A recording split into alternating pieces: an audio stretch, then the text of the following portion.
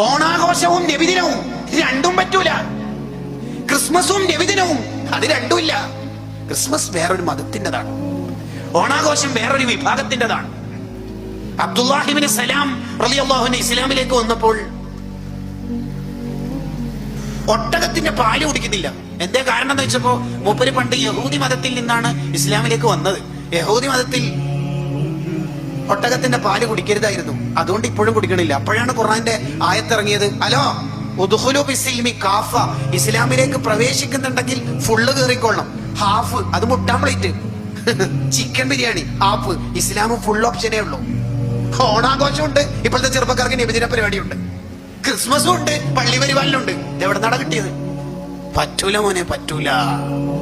Islam ഇന്നദ്ദീന ഇൻദല്ലാഹിൽ Islam, the received religion near the Allah, Islam only. അത് നമ്മുടെ ഖൽബിൽ ഉണ്ടാവണം.